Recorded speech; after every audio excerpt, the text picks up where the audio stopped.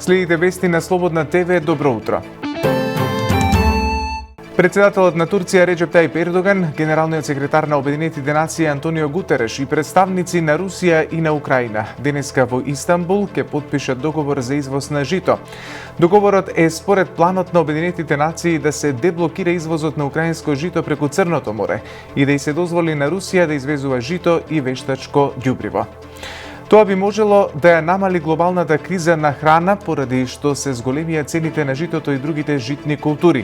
Планот предвидува заетничка контрола на бродовите кога заминуваат и пристигнуваат во пристаништата на Црното море и механизам што ќе ја гарантира безбедноста на рутите, соопштија турските власти. Во Истанбул ќе биде формиран координативен центар за извозот во кој ќе членуваат представници на Обединетите нации, Турција, Русија и Украина. Европската Унија воведе нови санкции кон Русија поради нејзината инвазија врз Украина, откако 27-те земји членки ги поддржаа мерките кои вклучуваат забрана за увоз на злато, дополнителни ограничувања на најголемата банка во земјата и построга контрола на извозот на некои технолошки производи. Председателката на Европската комисија Урсула фон дер Лајен изјави дека зголемените и продолжени санкции на Европската Унија против Кремљ испраќаат силен сигнал до Москва. Ке го задржиме притисокот силен се додека е тоа потребно, рече таа. Во понеделникот Европската Унија одлучи да ја зголеми војната помош за Украина за 500 милиони евра. Европската Унија досега вети вкупно 2,5 милијарди евра на Украина по инвазијата на Русија на 24 февруари. Министерството за надворешни работи на Русија соопшти дека Европската Унија со воведувањето нови антируски санкции продолжува да се вовлекува во ќорсокак. Портпаролот на Министерството за надворешни работи Марија Захарова подлече дека ваквите форми и политики на притисок кон Русија се бескорисни. Погубните последици од вежбите на санкции на Европската Унија врз различни сегменти на глобалната економија и безбедност, вклучително и земјите членки на Европската Унија, стануваат се повеќе и поочигледни, додава таа.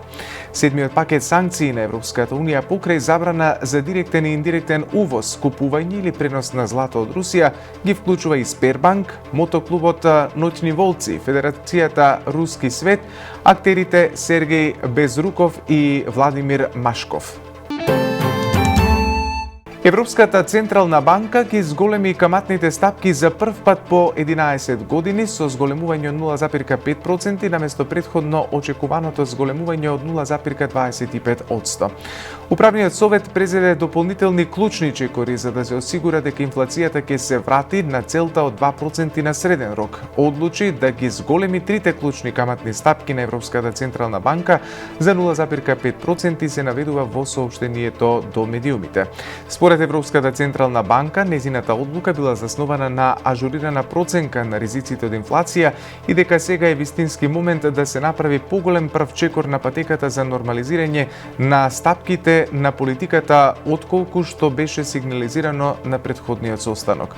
Советот на Европската централна банка истакна дека е можно понатамошно зголемување на стапките, но одлуките ќе бидат донесени во согласност со индикаторите за инфлација на идните негови состаноци.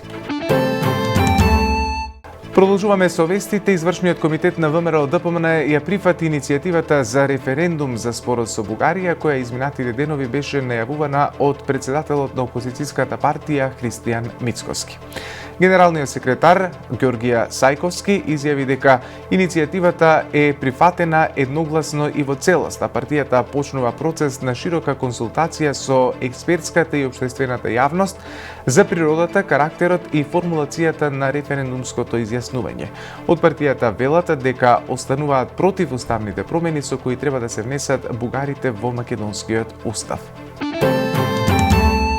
Социјалдемократите велат дека тоа што ВМРО ДПМН не знае какво прашање ќе постави на евентуалниот референдум покажува дека партијата не знае каде тера.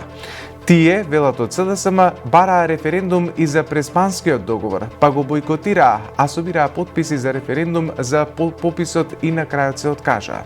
Од владеачката партија истакнуваат дека нема да поддржат референдум кој што е против заштита на македонскиот јазик, идентитет, историја и посебност во преговорите со Европската унија. Според нив, ВМРО-ДПМН само сака да направи некаква штета, а седницата на извршниот комитет на ВМРО-ДПМН ја оценуваат како обична фарса, на неја велат само се исполнуваат желбите на Мицкоски.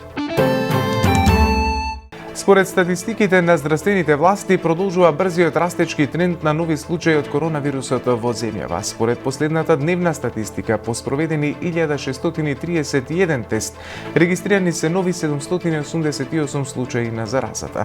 Најголем дел од новозаразените се во Скопје. Од вкупниот број на нови позитивни случаи, регистрирани се 191 реинфекција. Институтот за јавно здравје регистрираше и 541 оздравен пациент, а изминатиот период забележани се и 4 нови смртни случаи, 2 кои влегоа во вчерашната статистика и 2 случаи од регистарот на умрени лица со диагноза COVID-19 од Мој термин. Според вака поставените параметри, бројот на активни случаи во земјава изнесува 3833.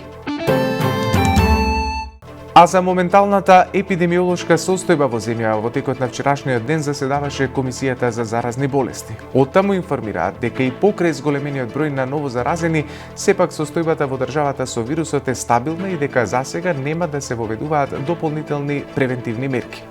Новина е само тоа што во текот на наредната недела ќе почнат со работа 5 ковид амбуланти на територијата на градот Скопје во поликлиниките Идадија, Ѓорче Петров, Јане Сандански, Ченто и во Чаир. Портпаролот на Комисијата за заразни болести Злате Мехмедовиќ појасни дека изминатиот период не е забележано зголемување на бројот на хоспитализации во болниците, како и дека во моментов најзасегнат е главниот град.